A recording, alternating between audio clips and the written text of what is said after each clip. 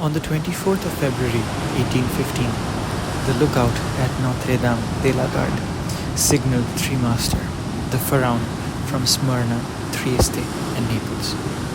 On board was a young sailor from Marseille, Edmund Dantes.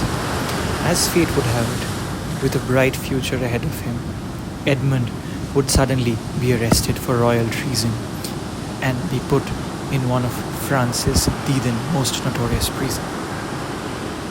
His time in this living hell lit the fire of revenge in this young man. 14 years after his arrest, Edmund would escape from prison, change his identity, and hunt down his nemesis in search for vengeance.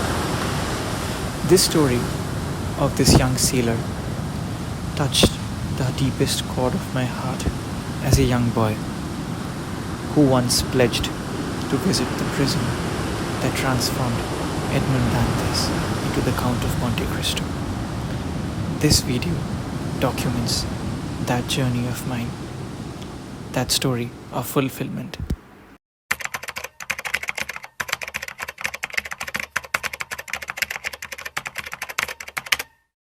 The Chateau d'If was built from 1524 to 1531 by the orders of King Francis I on Isle d'If, the smallest island in the Frioul archipelago, situated 3.5 kilometers west of the viewport of Marseille.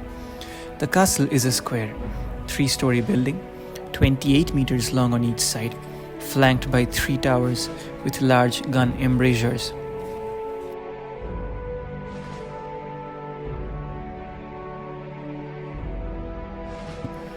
One of the most cruel features of this living hellhole is that, as a prisoner, physically, you are almost at an arm's distance from your own people, from life, from civilization, from freedom.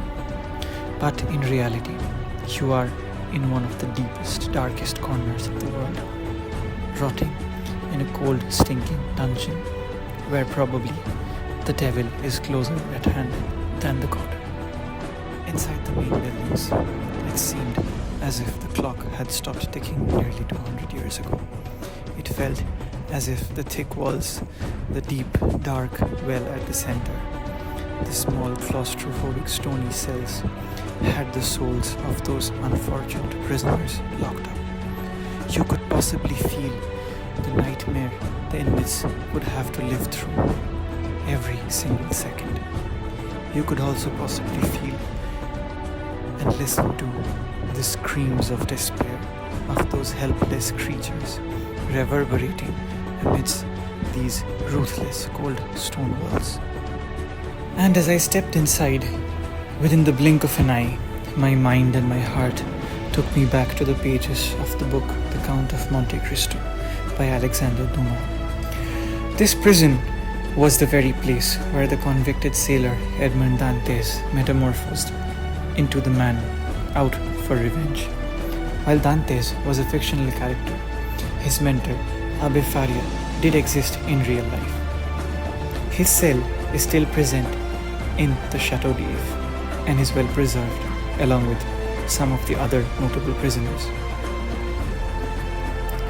This is where I lost track of reality and started imagining how difficult it might have been to survive 14 long years of your youth in this prison.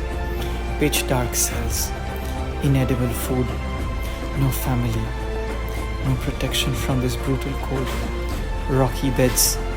Nothing could probably go worse.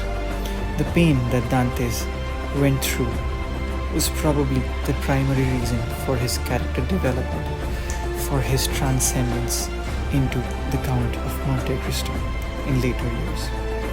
The story also comes with a beautiful life lesson that vengeance on the guilty does not come without severe consequences to the innocent. Chateau d'If stands in the Mediterranean as a piece of history, a testament to a fictional romantic story.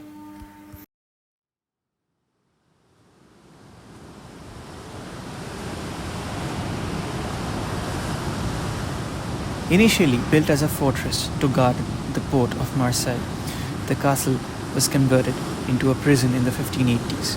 The Chateau remained one of the most dreaded and notorious prisons over all of France for over 300 years, along with Bastille, until it was demilitarized and opened for the public as a museum on 23rd of September 1890.